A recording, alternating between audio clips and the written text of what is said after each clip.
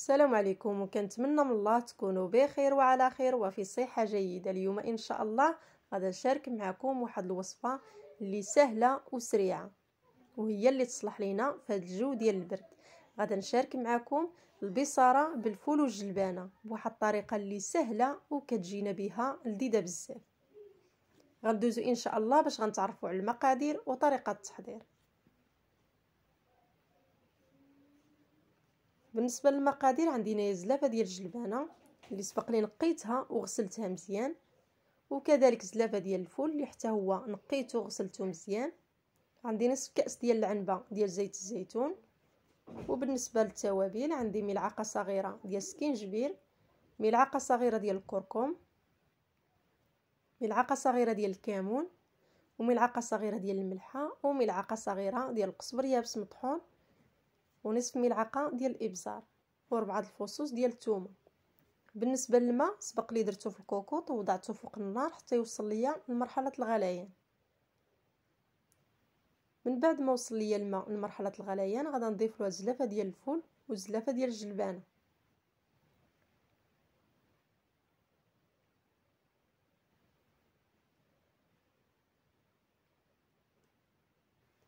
بالنسبه للكميه ديال الفول والجلبانه كتبقى على حسب عدد الاسره، يعني يمكن لكم تقلوا ولا تكثروا دائما على حسب عدد الاسره، يعني كيبقى لكم الاختيار.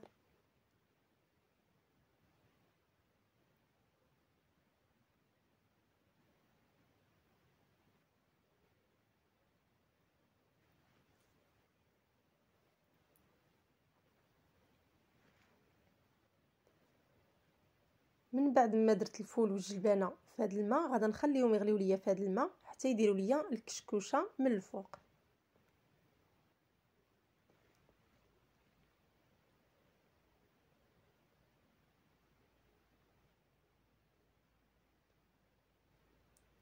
من بعد ما داروا ليا الكشكوشه من الفوق كيف ما شفتوا غادي نحاول نحيدها بهذه المغرفه كيف ما شفتوا. بالنسبه لهاد المرحله هذه يعني ضروريه في البصاره، يعني باش ما منين ديروها الطيب يعني كتبقاو مرتاحين، ما كتخافوش على انها تفيض لكم. كيف ما شفتوا انا ما زدت اضافات غير الماء والفول والجلبانه فقط، كنخليهم حتى كيديروا ليا الكشكوشه من الفوق وكنحيد هذيك الكشكوشه، ومن بعد عاد نضيف الاضافات الاخرى.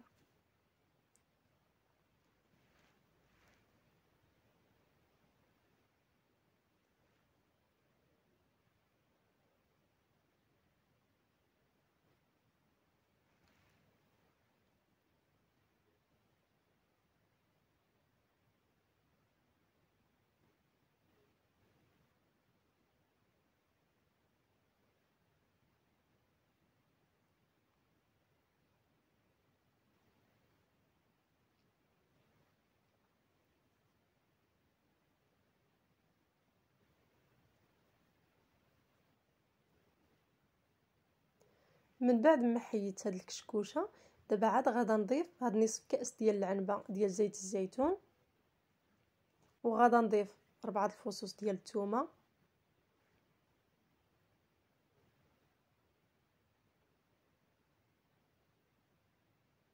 وغادا نضيف التوابل. غادا نحرك واحد التحريكه اللي خفيفه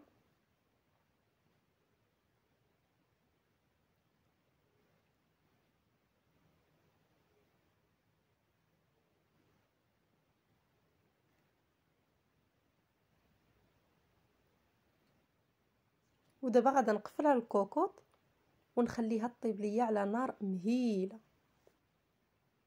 غادا نقص ليها النار ونخليها طيب على نار مهيله.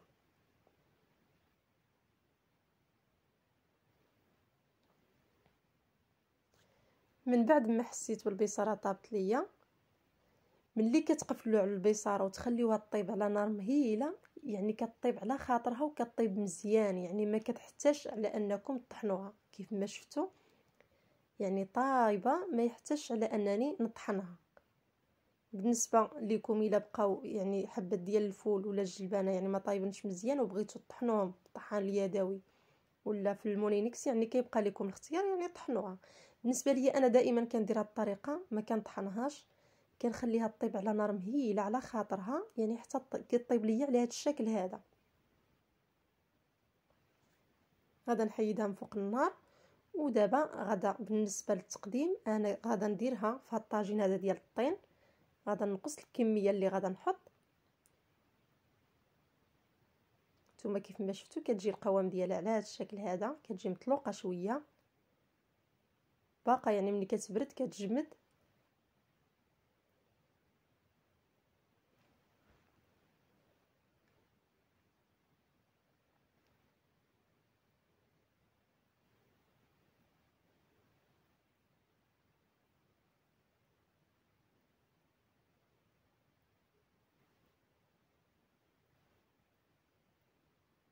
يعني هاد المرحله هادي مني كطيب لينا البصاره في الكوكوط ونوضعوها في شي طاجين ديال الطين ونخليوها تزيد تغلي مزيان، وعاد نحطوها يعني نقدموها تما. يعني كتجينا البصاره بنينه بزاف. يعني ملي كنديروها في الطاجين ديال الطين وتبقى تطبخ لينا وعاد نحطوها، الصراحه كتجي فيها واحد البنه لا توصف. غادا نوضع الطاجين فوق النار. من بعد ما وضعته فوق النار غادا نخليه حتى يغلي ليا مزيان، يعني بقى طبخ ليا هاد البصاره، يعني كتزيد تكمل الطياب ديالها. يعني ما كتبقى ليناش كيف ما شفتوها دابا عاد مطلوقه، يعني كتزيد تجمع راسها وفي نفس الوقت يعني كتزيد تطبخ مزيان. يعني حتى هاد المرحله هادي حتى البصاره الا كليتوها يعني ما كتضركمش. ودابا غادا نطفي عليها، غنطفي على النار ونحطها.